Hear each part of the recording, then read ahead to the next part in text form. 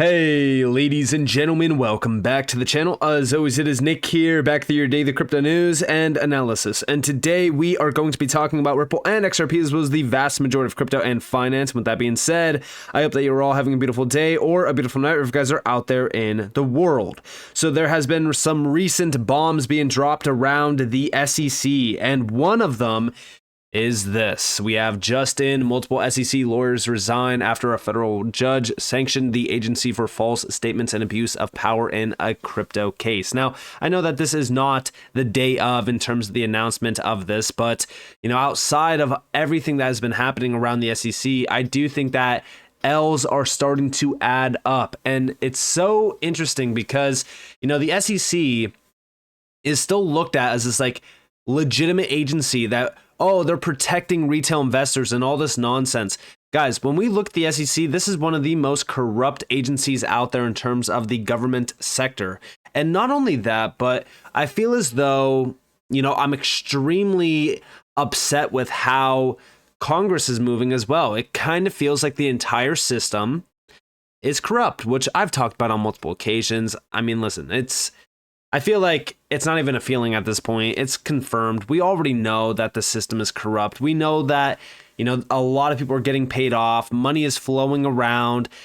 We know that these agencies cannot be trusted, especially the SEC. But we are now starting to see some pressure hitting the SEC in a very large way, and I do think that this is definitely a sign of that. Now, a lot of people have commented on this already, specifically Good Morning Crypto. We have a little bit of a breakdown behind this. We have just in multiple SEC lawyers resign after a federal judge sanctioned the agency for false statements and abuse of power in a crypto case. Michael Welsh and Joseph Watkins stepped down this month after an SEC official told them that they would be terminated if they stayed. According to people familiar with the matter, the pair were lead attorneys on a case against Digital Licensing Inc., a crypto platform known as Debtbox. Is Gary Gensler next on the list? And we have judge-sanctioned regulator for gross abuse of power in March. This is very, very interesting. Now, we don't know if Gary Gensler is next, but I've always said it, right? The SEC does not have a Gary Gensler problem. The SEC is a major problem in itself. And the next, when we really look at the next chairman of the SEC, do we think that he's going to be, or she's going to be, better than Gary Gensler? Absolutely not. Because there's money flowing around, there's corruption around these agencies. So, as we really look at it, right, we're not looking at the SEC as the answer for regulations around crypto. We need proper regulations from someone else than the SEC. Now, that could very well be the FSB. It could be Congress. We're still waiting. And there's zero clarity almost 4 years later from the time that they, opened the lawsuit against Ripple. There has been no movement at all on clarity around crypto. It's ridiculous. Over here we have from Eleanor Tourette. According to their LinkedIn profiles, Welsh and Watkins both had only 1.5 years experience at the SEC Gov. Before the resignations, prior to their SEC appointments, Welsh was working for Cooley LLP and Watkins for Parsons, Bailey, and Latimer. Interesting side note, while at Cooley, Welsh helped represent crypto company Kick in its lawsuit brought by the SEC in 2019 under Chairman Clayton. Also very interesting to note. Now, beyond this, we got a little bit of a post from Digital Asset Investor. We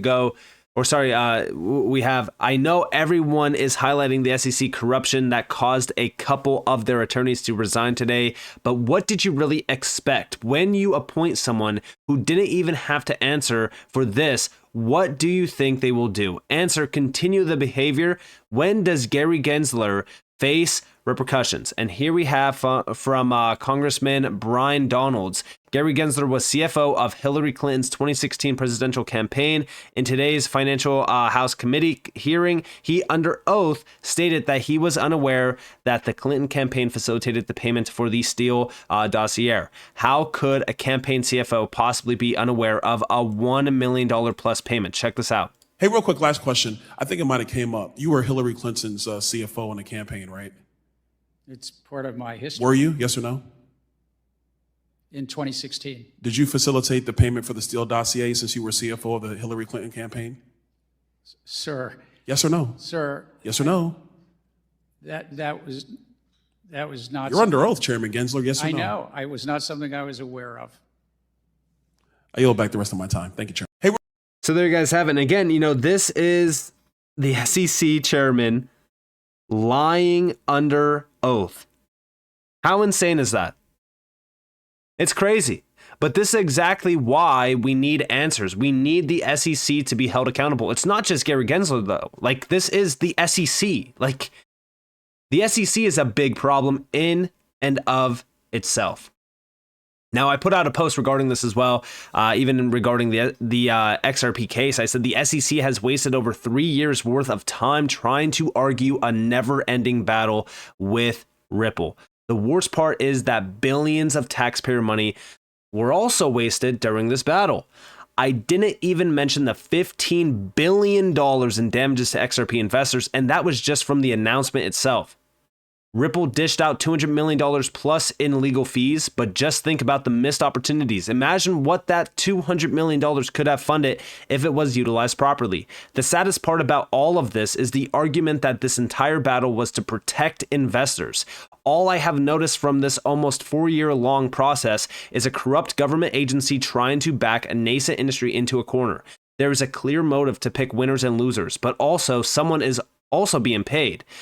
It's sad that we are still in the middle of this over 3 years later. And yes, as we really look at this case, right, there's still a lot of ongoing discussions and arguments around this case.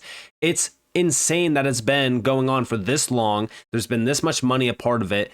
It's ridiculous. And again, this is the reason why I say, as we look at the SEC, there has been zero clarity on this case at all. Even before this case was officially announced, there was zero clarity as well. Ripple tried working with the SEC, zero clarity. Jake Clayton was also a problem. All right, 1 strike, 2 strikes, and 3 strikes with Bill Hinman. You had 3 major players from the SEC accounted for in terms of their actions. We know about their actions. We know about their problems. How could 3 individuals be a problem at an agency, and then we look at Gary Gensler as being the problem? No. 3 strikes, and it's the actual agency in terms of the problem here. What is going on? We need to look more into this. The SEC itself needs to be investigated. Now, also, talking about the SEC case with Ripple and XRP, got a big update. Big shout out to James K. Fallon. We have Ripple has filed its opposition to the SEC Gov's motion for remedies and entry of final judgment. Now, there's a lot within this. I mean, there's massive amounts of pages within this. But some of the most important things I did have highlighted here. So number 1, we have from vet_x0, Ripple opposition to the SEC $2 billion fine is a civil penalty of no more than $10 million based on the facts in docs below. And here we have the court should deny the SEC's request for an injunction for disgorgement and for prejudgment interest and should impose a civil penalty of no more than $10 million. Also, Jeremy Hogan, the SEC has big legal problems to address if it wants to get a win against Ripple. And I still think it squandered its opportunity to get ahead with its first brief. I will be going live tomorrow to discuss on Crypto Law US 1.95 billion or 10 million, or what will it be? Now, Sir Alderati said our opposition to the SEC's request for $2 billion in penalties for legacy institutional sales is now public. In a case that had no allegations or findings of recklessness or fraud, and in which Ripple won on significant issues, the SEC's ask is just more evidence of its ongoing intimidation against all of crypto in the US. We remain confident that the judge will approach this final remedies phase fairly. Now, you know what's funny about this? The argument that institutions were hurt in this. How is the SEC going to argue that?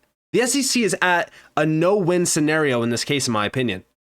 It would be in their best interest to take whatever Ripple is saying, which is, in this case, $10 million, because they're not going to argue this at all. They can't argue this.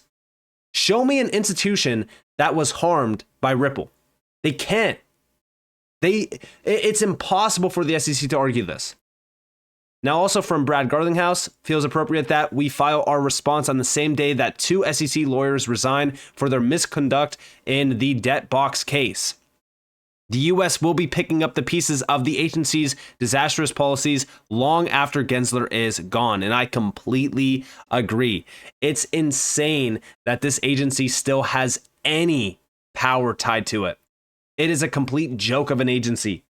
Now, to fully break everything down here, though, after all of these updates from these 4 significant individuals, Fred Rispoli put out a full breakdown of the full document. We have, here is my hot take on Ripple's opposition to Remedies motion. And we have, is that anything greater than $10 million total would be unfair and inappropriate. Ripple is in a great position to win this one, but there are unfortunately ominous signs. First, as predicted, Ripple has changed its operations to account for the court ruling. It's kept all of its major on-demand liquidity offshore, mainly in Singapore. Judge Torres, in my opinion, will not get into a factual fight on an incomplete record, so Ripple wins because SEC can't carry its burden. Interestingly, sadly, for U.S. on-demand liquidity, we have confirmation why Ripple decided to issue a stablecoin to allow U.S.-based clients to use on-demand liquidity, but not XRP. Also great to see Ripple's shove SEC statements about losing in its face. A is a lengthy declaration from Monica Long that reveals some interesting business practices like stopping institutional sales in 2019. Ripple is aiming for MTLs in 45 states, page 6, and changing on-demand liquidity contracts, page 7. Lots more to dive into here, and I still need to. Bad news, the parties are teeing up or posturing on round 2. Ripple tells court if SEC wants to sue on the new contracts, it needs to bring a new enforcement action, page 16.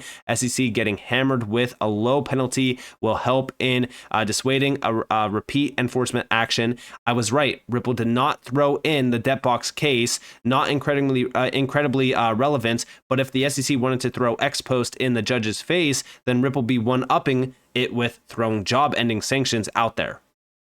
The number of characters redacted on page 23 and 11 or 12, meaning less than $9 million at most. This is where Ripple got its $10 million number from. And the SEC has the gall to ask for $2 billion when it only sanctions its boys a couple milli.